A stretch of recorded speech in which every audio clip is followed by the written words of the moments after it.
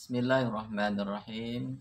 Assalamualaikum warahmatullahi wabarakatuh. Alhamdulillahirabbil alamin. Wassalatu wassalamu ala asrofil anbiya'i wal mursalin Sayyidina wa maulana Muhammadin wa ala alihi wa ashabihi ajma'in. Yang sama-sama kita muliakan Ketua Yayasan Bapak Haji Baharuddin, yang sama-sama kita muliakan Ketua Badan Pembina Ayahanda Dr. Andes Haji Mujtahid Thalib, yang sama-sama kita muliakan Ketua Pengembangan Akademik STAI Nurul Falah Air Molek, yakni Profesor Dr. Kiai Haji Ahmad Mujahidin MA, yang sama-sama kita hormati Ketua STAI Nurul Falah Air Molek, yakni Ibu Dr. Mariatul Hikmah MA, beserta dengan Bapak Wakil Ketua STAI Nurul Falah Air Molek, yakni Bapak Haji Usman MBDI, dan beserta seluruh jajaran pengurus STAI Nurul Falah Air Molek, kepala bagian atau ketua-ketua bagian, sampai kepada seluruh kaprodi yang ada di STAI Nurul Falah Air Molek, para dosen dan para mahasiswa yang dimuliakan oleh Allah Subhanahu wa taala. Mohon maaf saya tidak bisa hadir langsung pada kesempatan kali ini. Mohon maaf sekali karena memang kondisinya saat ini yang masih dalam pandemi. Kemudian sedihnya lagi sebenarnya adalah kita nggak tahu nih sampai kapan kondisi ini akan berakhir. Ada yang mengatakan dalam sebuah penelitian itu hanya prediksi saja, bukan dan tidak bisa memastikan kapan pandemi ini berakhir, hanya memprediksi sampai tahun 2024 sampai 2025. Itu baru prediksi, bukan suatu kepastian yang pasti akan selesai, pasti akan hilang. Bahkan dari awal sudah diprediksi, sudah dipastikan kalau ada vaksin, selesai itu COVID. Kalau ada vaksin, selesai itu pandemi. Ternyata sudah datang vaksin, belum juga. Masih merupakan prediksi saja. Nah, ini adalah suatu keadaan yang mesti kita hadapi, suatu kondisi yang harus kita alami. Oleh karena itu, yang pertama saya ingin mengajak kepada kita, mari kita perbanyak bersyukur kepada Allah Subhanahu wa taala. Karena dengan nikmatnya yang begitu banyak diberikan kepada kita, yang pasti kita tidak dapat bisa untuk menghitungnya. Apalagi kalau kita hitung satu-satu. Kita nikmat tangan, nikmat kaki, nikmat mata, nikmat mulut, tak bisa dapat kita menghitungnya. Tapi paling tidak kita mesti bersyukur. Itu. Jadi kewajiban kita adalah bersyukur, mensyukuri nikmat Allah Subhanahu wa taala.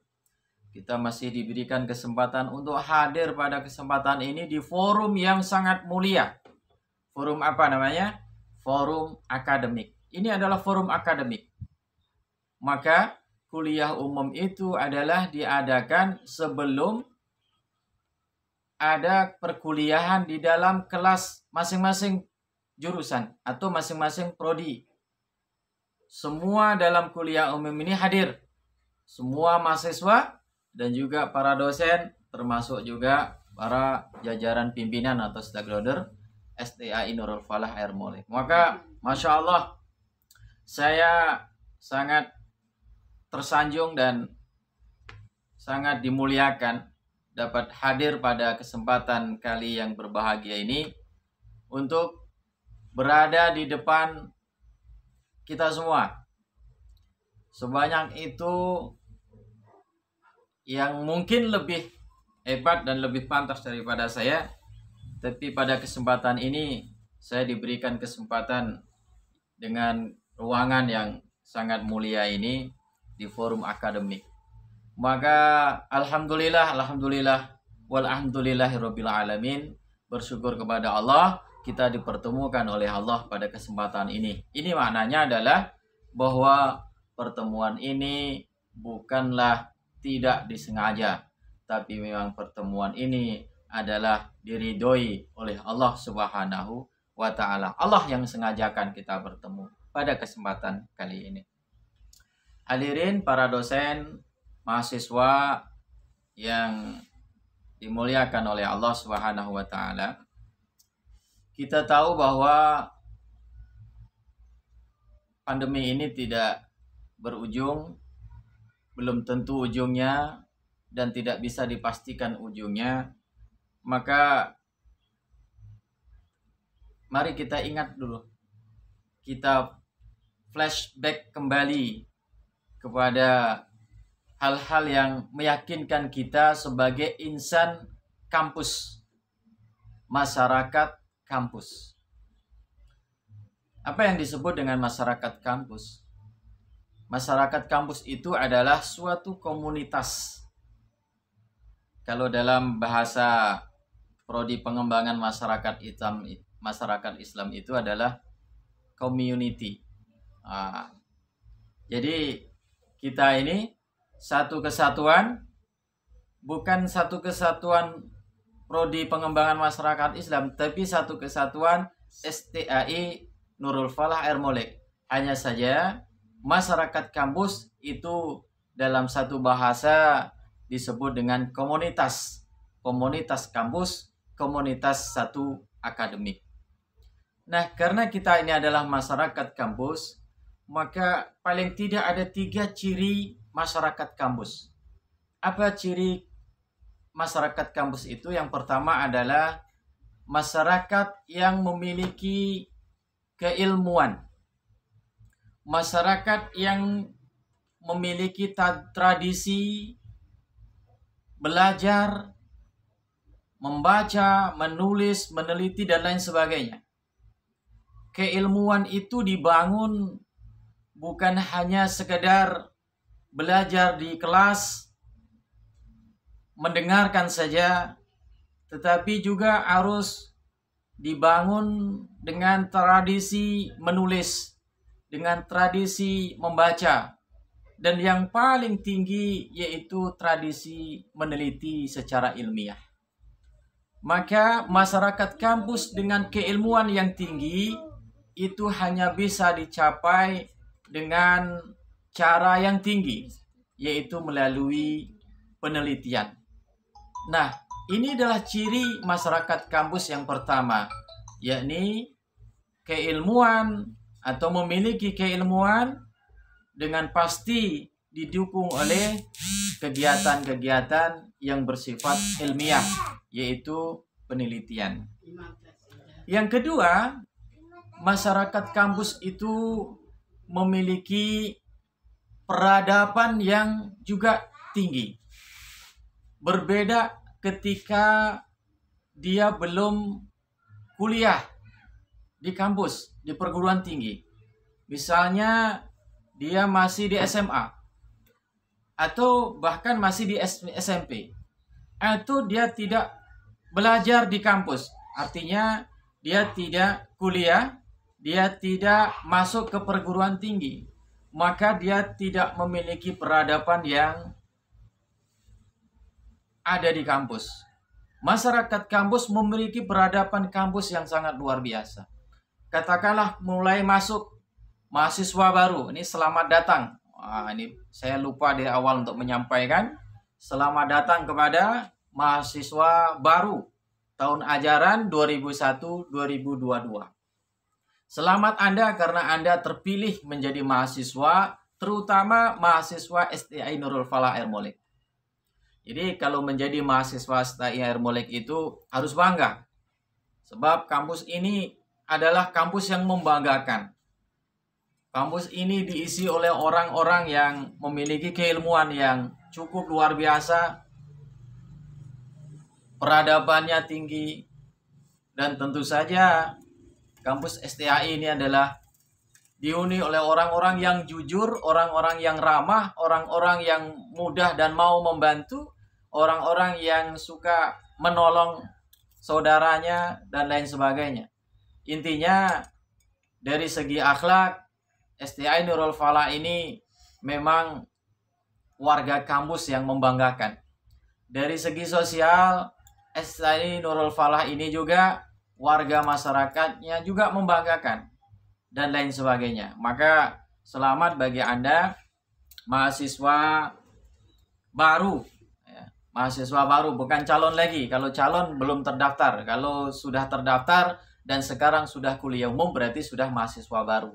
Artinya selamat mahasiswa baru semester 1 tahun ajaran 2001-2022. Mudah-mudahan Anda benar-benar nanti akan memiliki ciri-ciri yang saya sebutkan. Yang pertama tadi keilmuannya tinggi. Yang kedua peradabannya. Jadi peradaban ini dibangun di kampus. Kuliah umum sebelum masuk belajar di kelas-kelas secara sendiri atau jurusan atau prodi, itu adalah peradaban. Lalu nanti ada juga peradaban yang dibangun oleh para mahasiswa, seperti ada orientasi untuk mahasiswa baru, baik itu budaya-budaya, kebiasaan, keilmuan, kemudian nanti kegiatan-kegiatan mahasiswa yang cukup banyak, ya, baik itu kegiatan-kegiatan mahasiswa perprodi maupun yang dilakukan oleh satu kesatuan mahasiswa STAI Nurul Falah Air Molek. Nah, ini adalah peradaban. Kemudian biasanya juga mahasiswa membangun peradaban. Ya, kegiatan-kegiatan mahasiswa baik olahraga maupun sosial, keagamaan itu dibangun, itu namanya peradaban. Itu peradaban mulia, peradaban yang baik, peradaban yang sangat membantu baik masyarakat maupun diri mahasiswa sendiri. Oleh karena itu, pengembangan diri dan pengembangan sosial itu didapatkan melalui baik pendidikan maupun melalui suatu lembaga seperti STI Nurul Falah Air Molek, melalui disiplin pembiasaan akademik. Ya, pembiasaan akademik seperti yang kita bangun hari ini. Setiap tahun pasti dilakukan.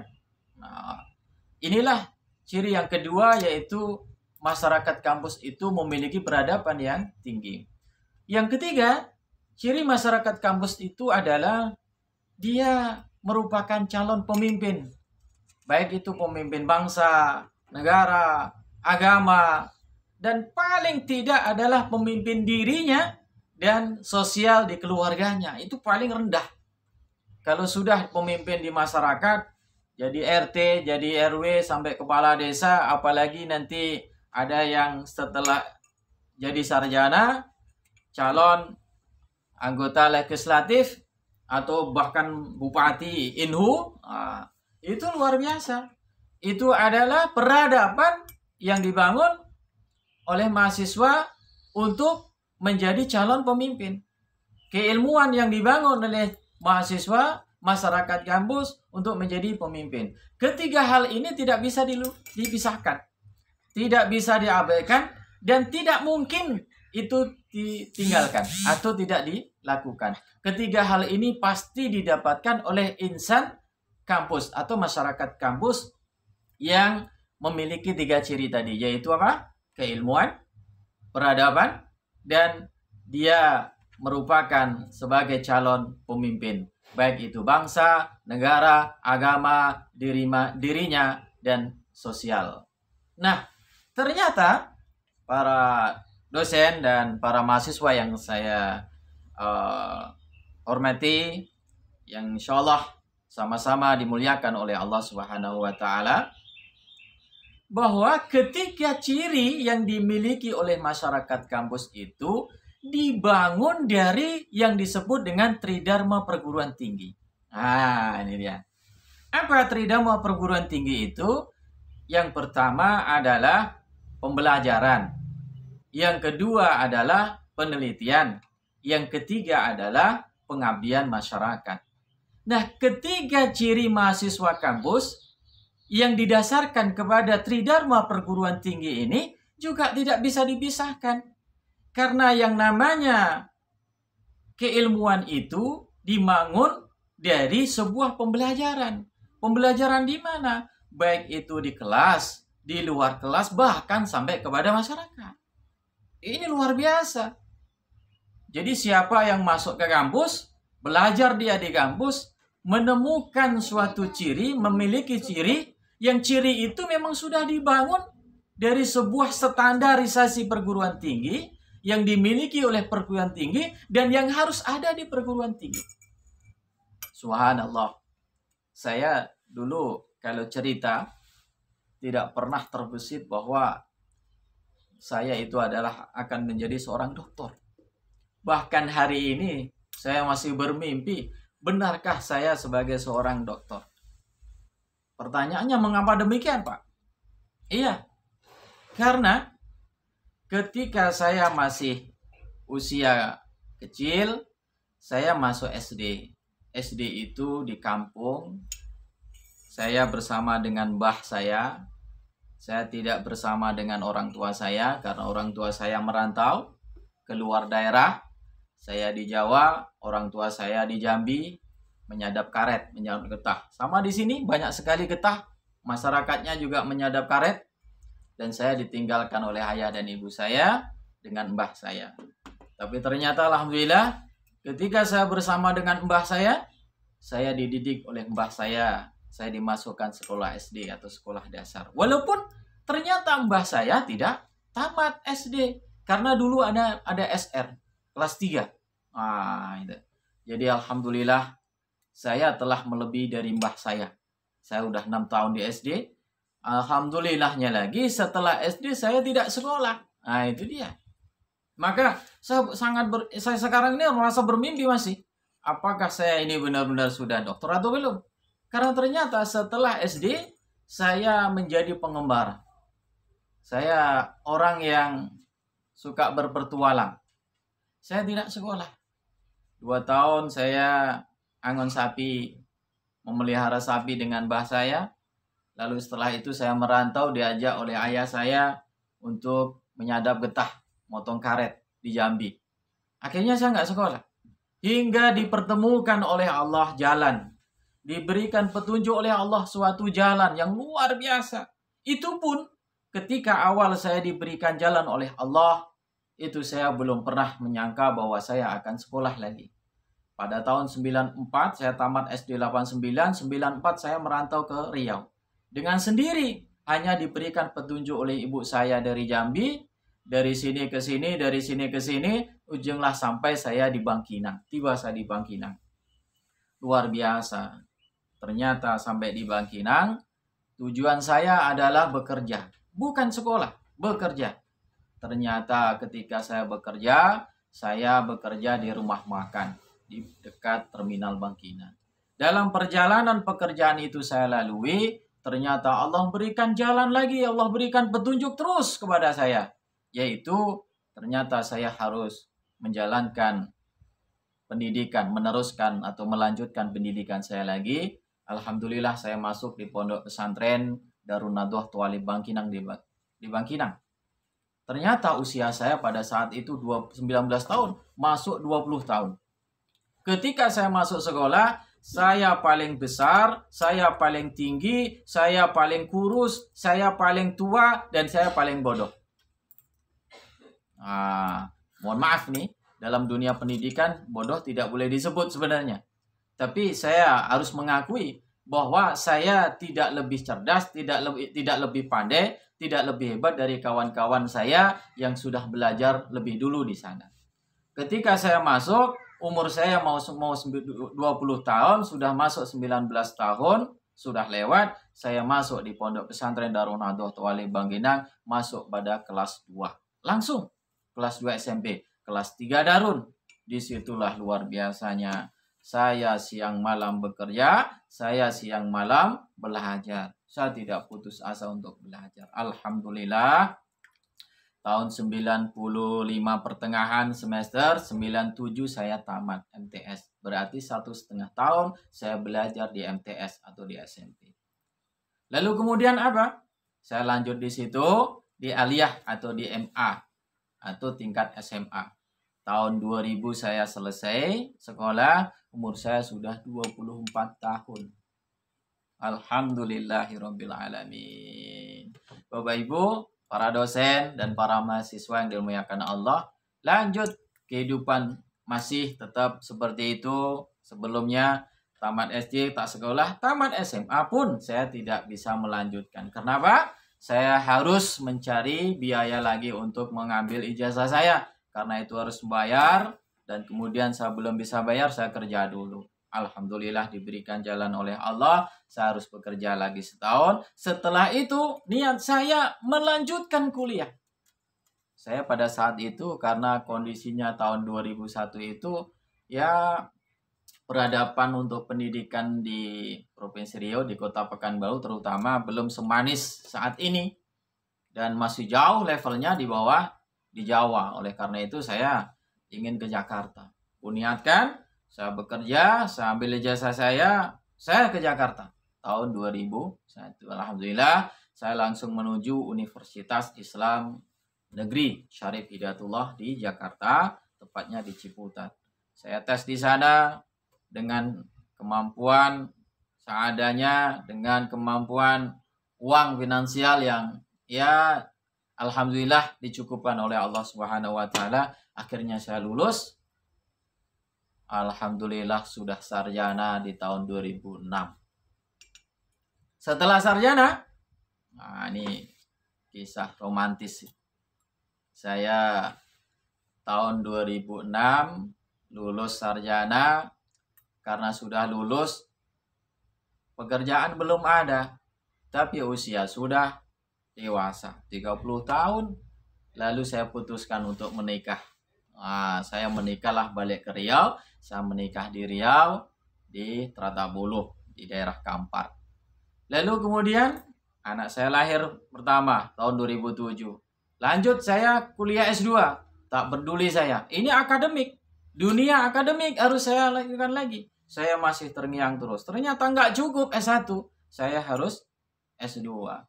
Apapun saat itu jurusannya, tak pernah saya bayangkan bahwa PMI adalah idola saya saat ini. Maka masuk saya dakwah dan pengembangan masyarakat Islam di STAI Al-Azhar, bekerja sama dengan IAIN saat itu, Imam Bonjol Padang. Selesai alhamdulillah S2. Ternyata Allah berikan jalan lagi. Allah tidak tutup lagi. Padahal saya masih pindah rumah sana sini, kontrakan, ngekos dengan istri dan anak saya. Allah berikan mukjizat yang sangat luar biasa. Allah berikan hadiah, Allah berikan nikmat berupa beasiswa doktor, 5.000 doktor pada tahun 2016. Masya Allah, melalui STAI Nurul Falah ini ternyata saya bisa kuliah S3. Sebab kalau tak ada rekomendasi, tak ada tanda tangan para pimpinan STAI Nurul Falah Ermolek, saya tak bisa masuk ke perguruan tinggi. Terutama kalau saya tidak menjadi dosen tetap, lalu saya tidak mendapatkan NIDN dari STAI Nurul Falah pada tahun 2016, saya nggak bisa mendaftar. Mendaftar aja nggak bisa, apalagi kuliah. Maka begitu bangga saya menjadi bagian daripada STAI Nurul Falah. Maka Anda semua pun harus bangga. Kita semua harus bangga bahwa STAI Nurul Falah Ermolek adalah menciptakan orang-orang yang mulia, menciptakan orang-orang yang cerdas, menciptakan orang-orang yang memiliki peradaban yang tinggi, menciptakan orang-orang yang akan menjadi para pemimpin bangsa, negara, dan agama, serta diri dan keluarganya. Luar biasa. Saya pada kesempatan pagi ini memang sangat berapi-api menyampaikan ini, karena memang begitu bangganya saya. Tadi saya katakan bahwa saya apakah sekarang ini saya masih bermimpi, perasaan saya masih. Sebab tidak mungkin kalau saya bisa sekolah dengan biaya sendiri, apalagi orang tua yang membiayai. Sedangkan orang tua saya sudah mati, sudah meninggal, atau sudah wafat. Tak mungkin lagi. Oleh karena itu, melalui forum ini saya sampaikan, mari kita bangun disiplin akademik yang hebat, yang tinggi. Nah, tadi baru pertama saya sampaikan bahwa ciri daripada masyarakat kampus didasarkan pada tridharma perguruan tinggi. Melalui apa? Pertama, pembelajaran. Maka saya, karena ikuti pembelajaran di kelas, mengikuti pembelajaran bersama para dosen, saya ikuti aturan-aturan di kampus, saya ikuti semua aturan-aturan yang berlaku, termasuk aturan-aturan sosial, termasuk aturan-aturan agama, termasuk aturan-aturan negara, bangsa. Saya ikuti. Alhamdulillah, saya sudah menjadi masyarakat pembelajar sampai doktor S3. Saya berharap melalui ini semuanya, kita semuanya menjadi orang-orang yang hebat. Bahkan sampai kemudian para profesor-profesor, biarlah STAI di kampung, biarlah STAI Nurul Falah di daerah yang kecil, tetapi dia akan menciptakan para generasi yang melebihi daripada yang di tempat-tempat besar, tempat-tempat ramai, dan tempat-tempat kota. Inilah harapan kita. Kemudian yang kedua daripada pertama adalah pembelajaran tridharma perguruan tinggi, adalah yang kedua adalah penelitian. Setiap mahasiswa masyarakat kampus tidak mungkin tidak melakukan penelitian. Bahkan bukan hanya mahasiswanya saya, dosennya pun dikejar-kejar harus melaksanakan penelitian. Harus. Kalau tidak melakukan penelitian, maka dianggap dosen itu dosen yang tidak bermutu, dosen yang tidak memiliki kemajuan, dosen yang tidak membangun peradaban. Nah, sama posisinya. Dosen sama mahasiswa harus melaksanakan tridharma perguruan tinggi. Pembelajaran sama-sama di kelas, penelitian sama-sama meneliti. Kapan mahasiswa meneliti? Mahasiswa meneliti itu pada saat dia pertama bersama-sama dengan dosen ketika dalam kuliah. Bisa saja semester 1, bisa saja semester 2, bisa sama semester 3. Kalau ada dosen yang melihat kualitas, yang melihat kapabilitas seorang mahasiswa yang bisa diajak untuk kerjasama meneliti, bisa meneliti dengan dosen. Misalnya Bapak nanti akan meneliti tentang masyarakat di daerah Inhu ini, masyarakat yang unik atau masyarakat yang memiliki ciri, atau masyarakat yang di situ ada sesuatu, bisa kita teliti, lalu kemudian bisa kerjasama antara dosen dan mahasiswa. Lalu kemudian apa? Mahasiswa meneliti untuk dirinya. Kapan dilakukan? Ketika sudah semester 7 atau masuk semester 8. Dia KKN. Dia di situ sambil meneliti. KKN bukan hanya sekedar datang ke masyarakat. KKN bukan hanya sekedar dia datang di masyarakat, lalu bermain dengan masyarakat, tidur bersama masyarakat, mengadakan kegiatan sosial keagamaan di masyarakat, melihat kegiatan masyarakat, lalu membantu masyarakat. Tidak. Di situ dia bisa melakukan penelitian. Bahkan yang sebulan, 2 bulan, 3 bulan itu luar biasa. Masyarakat bisa diajak bekerja sama untuk melaksanakan penelitian. Dalam tulisan, dalam catatan kecil, dalam catatan harian, dalam kegiatan yang dilakukan dengan masyarakat, mahasiswa bisa melakukan penelitian itu dengan luar biasa. Pasti mendapatkan sesuatu yang luar biasa. Yang kedua. Yang ketiga, kapan mahasiswa melakukan penelitian?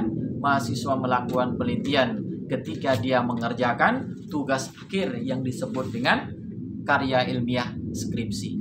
Disitulah kemudian tingkat tinggi penelitian mahasiswa itu. Karena apa? Dia bukan hanya sekedar meneliti, Bukan hanya sekedar dia mencatat, menulis, tapi dia harus berpikir bagaimana dia mempertanggungjawabkan karya ilmiah dalam penelitian yang dia lakukan. Inilah tugas akhir sebagai seorang mahasiswa atau bagian daripada masyarakat kampus yang memiliki peradaban yang tinggi, memiliki keilmuan yang tinggi, dan dia merupakan calon daripada pemimpin bangsa, negara, agama, dirinya, dan keluarganya. Hadirin para dosen serta mahasiswa yang dimuliakan Allah. Yang ketiga, Tridharma perguruan tinggi yang menjadi dasar daripada ciri mahasiswa masyarakat kampus adalah pengabdian masyarakat. Tentu saja tidak mudah ini didapatkan, sebab ini menjadi suatu hal yang harus dilakukan oleh setiap masyarakat kampus. Ya, bukan hanya sekali lagi mahasiswa, tetapi dosennya juga harus melakukan hal itu. Nah, prosesnya sama seperti penelitian. Jadi bisa saja mahasiswa itu mengabdikan, menjadi pekerja sosial, pekerja masyarakat, atau pengabdian masyarakat bersama dengan dosen atau dirinya dengan mahasiswa yang lain, seperti kegiatan-kegiatan mahasiswa. Maka kemudian ada mahasiswa melakukan pengabdian masyarakat dengan melakukan kerja bakti, dengan melakukan kerja sosial, bakti sosial, olahraga. Itu adalah merupakan pengabdian masyarakat, dilakukan di dalam masyarakat. Kalau dilakukan di dalam kampus, tentu saja itu adalah aktivitas kampus. Tetapi ketika dilakukan di masyarakat, menjadi suatu pengabdian kepada masyarakat. Karena masyarakat pun menikmati itu. Salah satu ciri pengabdian itu adalah kalau dia mendapatkan sesuatu dari kegiatan itu.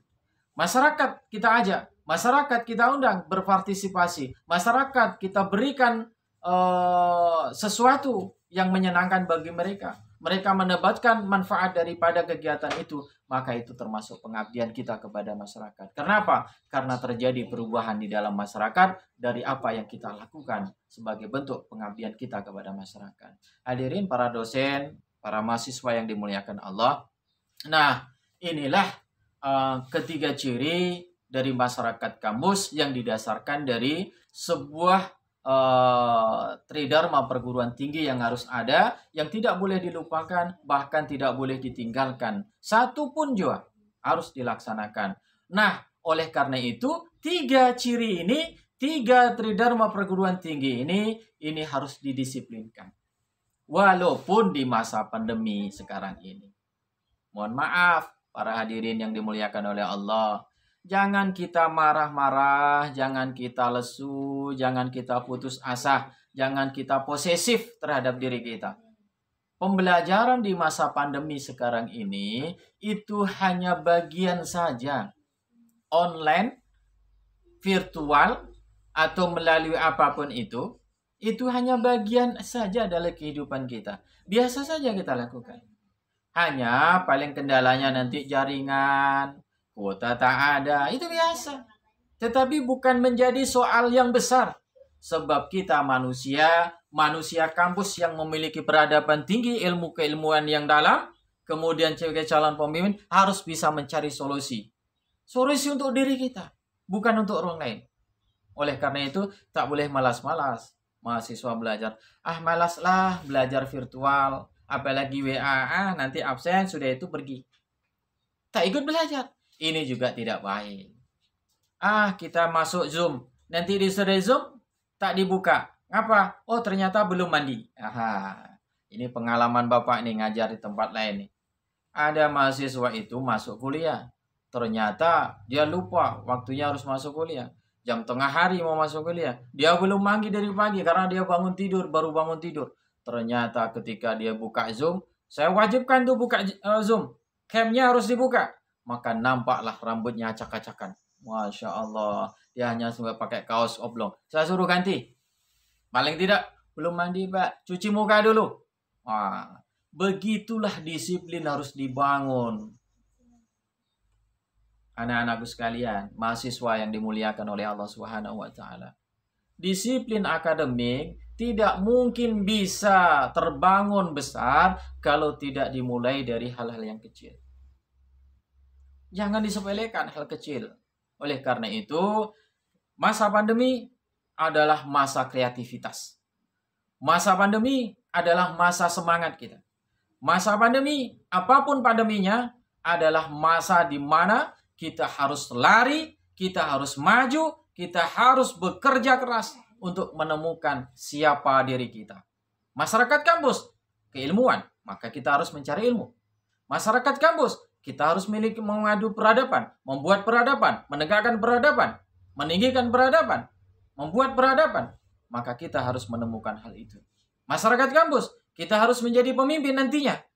Paling tidak untuk diri kita. Maka kita harus mencari hal itu. Tidak boleh lengah, tidak boleh lemah, tidak boleh malas-malasan. Hadirin, para dosen, mahasiswa yang dimuliakan oleh Allah Subhanahu wa Ta'ala. Lalu, bagaimana? Saat ini kan sudah maju teknologi. Hadirin yang dimuliakan Allah. Begini saya ingin katakan Bapak-bapak, Ibu-ibu, mahasiswa yang dimuliakan Allah. Ketika kita flashback ke belakang jauh, pada masa ketika Rasulullah Shallallahu Alaihi Wasallam berdakwah. Dakwah di Mekah itu tidak sangat enak. Tapi dakwah Rasulullah lanjut terus. Didukung oleh siapa? Mahasiswanya. Mahasiswa Rasulullah siapa? Masyarakat. Masyarakat saat itu mahasiswa Rasulullah belum banyak. Bisa dihitung dengan jari. Masuk 3, masuk 7, masuk paling lama, paling banyak 80 sekian. Sampai 100. Masuk mahasiswa Stay Nurul Falah Air Molek 100 lebih. Sekarang hebat. Dulu sepayah-payah Rasulullah ingin mengajak untuk dakwah, untuk belajar. Peradaban yang dibangun oleh Rasulullah, pembelajaran yang dibangun oleh Rasulullah, dan calon pemimpin yang dibangun oleh Rasulullah. Dari mana? Bukan dari kampus sebesar ini. Bukan dari kampus yang semegah ini. Bukan dari kampus sebuah lembaga pendidikan yang hebat ini. Bukan. Dari mana? Dari Kutab. Lalu kemudian di Madinah, dari masjid. Di Mekah belum aja masjid. Karena masjid pertama dibangun oleh Rasulullah ketika Rasulullah hijrah dari Mekah ke Madinah. Sampai ke Kuba, dibangun Masjid Kuba. Di situ mulai peradaban di masjid itu dibangun. Di situ pembelajaran kuliah antara Rasulullah dengan para mahasiswanya umat Islam yang baru masuk itu dibangun. Maka luar biasa. Semangat dulu ketika Rasulullah ada sudah begitu hebatnya. Kenapa? Sekarang kita fasilitas ada. Tak mesti datang ke kampus. Tapi di virtual saja kita malas-malas. Apa yang akan kita banggakan? Apalagi nanti anak-anak kita. Hari ini kita mulai. Dan alhamdulillah sebagian orang dalam penelitiannya sudah terbiasa dengan hari-hari virtual. Dengan hari-hari online. Dengan hari-hari di mana dia belajar tidak mesti harus bertatap muka. Nah, kalau kita tidak merasa biasa, bahkan kita alergi, kita posesif terhadap hal-hal itu, kita mempertahankan diri, membentengi diri, menjauhkan diri hal-hal yang begitu, padahal itu pasti akan terjadi. Bagaimana kita akan merasakan peradaban ini? Tidak akan pernah kita bisa merasakan peradaban ini. Nah, oleh karena itu, Bapak, Ibu-ibu, mahasiswa yang dibanggakan, dimuliakan oleh Allah Subhanahu wa Ta'ala, kita ingat, kita flashback dahulu, Masya Allah. Begitu semangatnya Rasulullah, kita bangun, kita tarik yuk ke sini. Kita bawa yuk hari ini. Kita ajak yuk diri kita. Dari diri kita, mulai kita membawa semangat yang luar biasa, untuk kemudian kita tanamkan kepada siapa saja yang ada di sekitar kita, terutama adalah keluarga kita. Oleh karena itu, saya katakan, mahasiswa must to be grow up untuk anti kemapanan. Hari ini saya sedikit sekali, bahkan kecil sekali, mendengar mahasiswa yang anti kemapanan. Dulu, saya ketika kuliah di Jakarta, di Syarif Hidayatullah Jakarta, saya tidak hanya sebagai mahasiswa yang belajar, membaca, tidak. tapi saya sebagai aktivis mahasiswa. Saya pernah demo. Saya pernah diskusi dengan mahasiswa-mahasiswa. Saya pernah pelatihan kepemimpinan mahasiswa. Bukan di kampus, di luar kampus. Saya mengikuti masuk kepada lembaga organisasi luar kampus. Ya. Maka alhamdulillah dari situ saya memiliki pengalaman-pengalaman. Bahkan sampai sekarang saya punya saudara-saudara, ada yang profesor, ada yang doktor, ada yang bekerja di perusahaan, ada yang bekerja di kantor, ada yang menjadi wartawan, ada yang menjadi dosen, ada yang menjadi guru. Masya Allah, begitu luar biasanya kawan-kawan saya ketika menjadi mahasiswa, menjadi aktivis. Kenapa? Kita anti kemapanan. Jangan kita hari ini diam saja karena menerima hal ini. Begitu kita dapat hari ini begini, kita tenang saja, kita menikmati. Padahal di kemudian hari, besok, lusa, minggu depan, tahun depan, zaman berubah total. Zaman berubah lagi. Antaman badai kehidupan berubah. Datangnya lebih keras lagi. Kalau kita siap, kalau kita tidak siap, kalau kita hanya mapan di situ saja, kita menikmati itu saja, kita tidak siap ketika badai itu yang lebih besar datang kepada kita. Masa akan berubah? Dulu gak pernah kita online secepat ini datangnya. Berangsur-angsur. Tapi karena pandemi, online virtual secepat ini. Kita tidak siap. Siap digilas. Siapkah kita digilas? Tidak mau. Jangan orang lain nanti yang menikmati. Kita tidak mau, kita tidak bisa, kita tidak melakukan, kita tidak kreatif. Maka kita tidak menemukan diri kita yang menjadi suatu kekuatan pada diri kita menghadapi kehidupan kini. Maka masyarakat kampus khususnya mahasiswa must to be grow up. Harus tumbuh, harus berubah, harus berkembang. Sehingga mahasiswa itu harus memiliki sesuatu kesuksesan. Paling tidak mahasiswa harus sukses belajar. Menjadi pribadi yang sukses belajar, sukses akademik namanya, sukses sosial, sukses agama, ibadahnya bagus, 5 waktu tak tinggal. Kalau masih ada mahasiswa STAI Nurul Falah yang sampai hari ini ibadahnya tinggal, berarti dia tidak grow up. Dia tidak tumbuh, dia tidak berkembang. Dia justru kerdil. Karena apa? Mestinya dia kembang, tetapi dia tidak berkembang. Sukses tidak mesti ekonomi saja. Sukses keluarga. Oh, sarjana memimpin keluarganya, Masya Allah. Berpikirnya sudah sarjana. Apalagi sama-sama sarjana. Mahasiswa STAI ketemu dengan mahasiswa STAI. Nikah dia. Masya Allah. Jangan jadikan tabu. Kalau perlu, tak pun sampai selesai, belum selesai, belum tamat, belum semester 8, semester 5, semester 6 nikah, enggak apa-apa. Kalau memang sanggup. Kalau mengikuti undang-undang, 25 tahun. Kalau belum, ya tunggu sabar. Atau sudah mampu, ya enggak apa-apa. Kalau saya diminta jadi saksi, boleh saat ini. Bahkan tak ada yang nikahkan, saya boleh nikahkan. Tak ada masalah. Paling tidak diundang untuk ceramah boleh. Tak apa-apa. Ya, bapak-bapak, ibu-ibu ya. Mohon maaf ini. Jadi, mahasiswa harus kemudian menatap masa depannya. Dia jangan anti mapan. Jangan mapan, jangan enak dengan kemapanan. Dia harus anti kemapanan. Sebab dia nggak tahu di masa yang akan datang. Kalau yang sudah tua-tua, kalau sudah berumur, yang uzur, bolehlah berdoa banyak-banyak. Karena sudah akan masuk kepada liang kubur. Kalau sudah masuk liang kubur, payah nanti. Kalau sudah mendekati itu, kalau tak dia banyak ibadah, susah nanti. Wah, bagi kalau sudah yang sudah berumur, sudah lanjut, sudah mau masuk kubur, ya bolehlah dia menikmati kemapanannya. Anak-anak sudah besar, sudah berhasil, lewat ibu ya. Nah, insya Allah.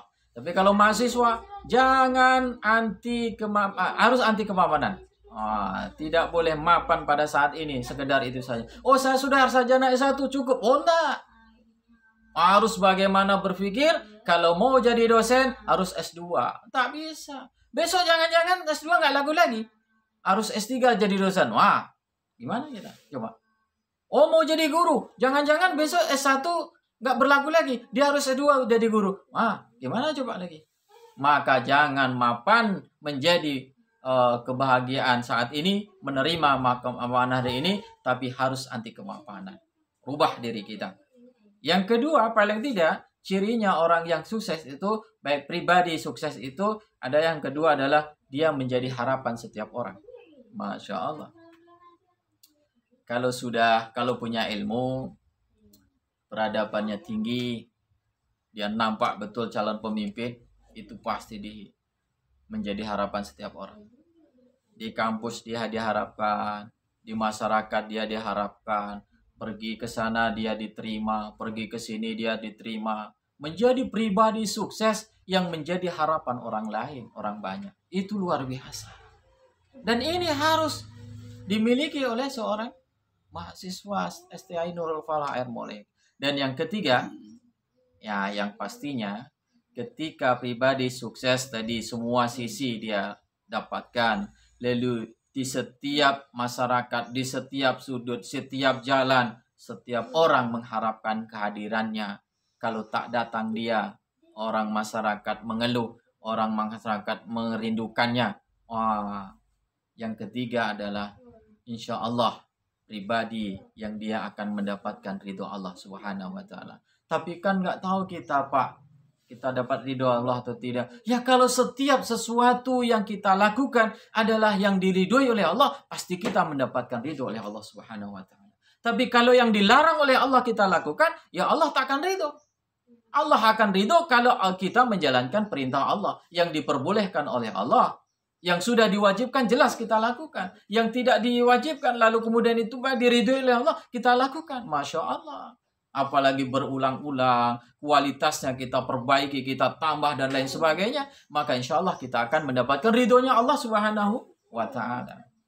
Nah, inilah Bapak Ibu yang dimuliakan Allah, para dosen, mahasiswa, insya Allah kita akan mendapatkan ridho Allah Subhanahu wa Ta'ala. Nah, terakhir, barangkali ini adalah bisa dikatakan menjadi sebuah harapan kita bersama dalam sebuah kesimpulan pertemuan kita hari ini. Barangkali masyarakat kampus ketika dia sudah menjalankan disiplin akademiknya, maka dia akan bisa menciptakan berbagai kesempatan perubahan diri dan sosial. Diri berubah, maka sosial berubah. A berubah, B berubah, C berubah, maka masyarakat sekelompok komunitas itu akan berubah. Disiplin keilmuan, membaca, menulis, meneliti, dilakukan. Insya Allah, maka dia akan bisa merubah. Kampus ini akan berubah, disiplin akademiknya akan mantap, akan hebat kalau setiap mahasiswa melakukan yang menjadi suatu kewajibannya. Nah, jadi ada tipologi mahasiswa yang harus diciptakan. Apa itu tipologi mahasiswa yang diciptakan? Mahasiswa yang penuh dengan semangat. Mahasiswa yang penuh dengan karakter tinggi. Mahasiswa yang penuh dengan pengabdian. Mahasiswa yang kreatif. Mahasiswa yang selalu dapat menemukan dirinya dimanapun dia ada. Di kampus, dia jadi mahasiswa.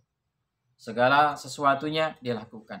Maka ketika dia datang ke kampus, dia tidak hanya langsung duduk di kantin, dia minum, dia makan, lalu kemudian masuk dengan dosen.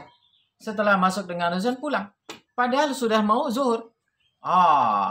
Dia tinggalkan pada masjid, musola dibangun sebegitu besar di depan. Ketika belum sampai kepada pagar kampus, ada musola, ada masjid di situ. Mendengar azan, menjelang azan, Masya Allah, mahasiswa lewat saja itu masjid. itu musola. Luyur sampai pulang rumah. Datang dia ke kampus, tak ingat dia. Saya di kampus nanti ngapa ya? Wah, gitu ya. Saya di kampus nanti ngapain ya? Dari ini, saya masuk cuma satu kelas nih sama dosen A. Ke kantin lah. Datang pagi lah, nanti ngobrol nongkrong dengan kawan-kawan. Telepon. Atau WA kawan. Buat grup. Datang ke kampus jam sekian. Kita nongkrong. Kita sarapan sama. Kita makan ini, minum ini. Sampai di kampus selesai. Apa yang menjadi ciri daripada mahasiswa, tipologi mahasiswa? Tak ada. Kenapa? Karena mahasiswa hanya mengikuti hawa nafsunya. Orang kuliah, dia kuliah. Orang ke kampus, dia ke kampus. Orang pulang, dia pulang.